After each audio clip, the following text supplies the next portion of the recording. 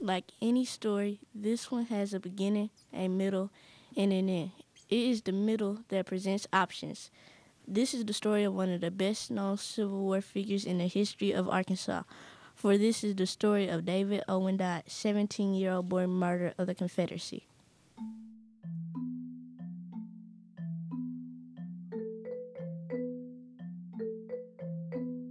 The boy was rather small for his age, extremely modest, and said to be unusually handsome and manly.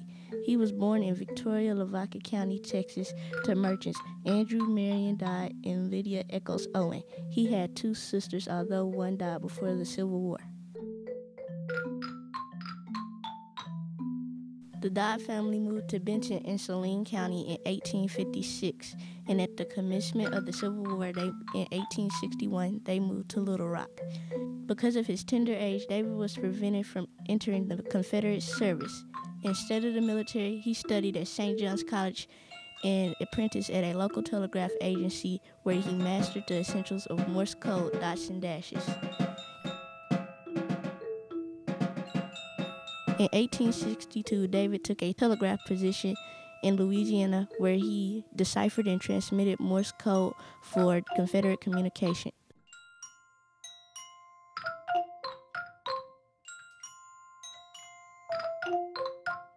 When General Steele and his 3,000 Union troops captured and occupied Little Rock in September of 1863, the Dodd family joined their friend, General James F. Fagan, and retreated south to Camden for safety. In December, David was sent to Little Rock by his father to reconcile some business matters.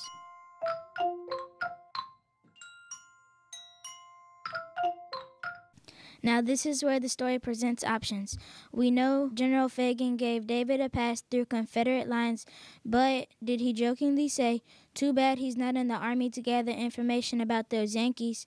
Was David O. Dodd asked to take note of the military positions of General Steele's forces and to learn important facts about troop numbers and ammunitions?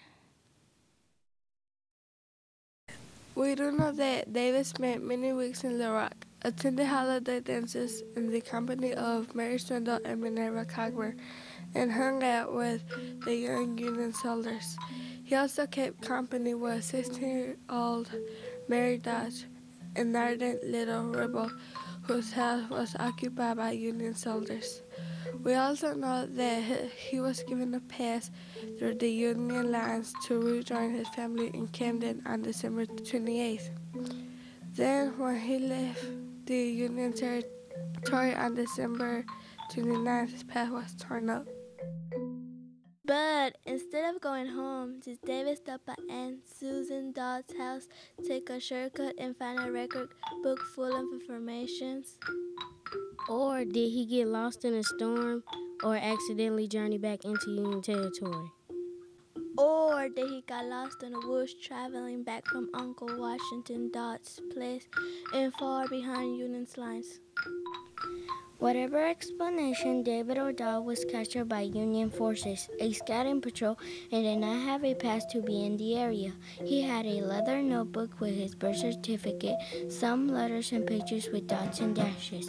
He was taken to Brigadier General John Davidson, who commanded the occupation forces in the absence of General Steele. He was questioned for 2 days at 10 Mile House. General Steele returned and offered leniency if David would tell who asked him to get the information. David refused, saying, "I can die, but I will not betray the trust of a friend." The trial began December 31st, 1863. It was a military tribunal of 6 Union officers. Although David was not in any army, it was a court-martial that lasted 4 days. These were the testimonies of Private Daniel Goldberg. I took his pass because he didn't need a pass anymore. Sergeant Fred Meyer. I arrested him because he didn't have a pass. First Lieutenant Stopler. I found his book of code which showed positions and armaments, and I sent him to the guardhouse. Captain George Hanna. I questioned him and found Louisiana dollars, Confederate dollars, $10 in greenbacks, a Derringer pistol with a package of letters. Captain Robert Crawley. I interpreted code, and it was a match to the exact Union troops' strengths and weaponry. The vote was 4-2, and David O. Dodd was convicted of spying. General Steele suspected that Mary Dodge, the ardent little rebel, was somehow involved. There was no way he could hang a 16-year-old girl.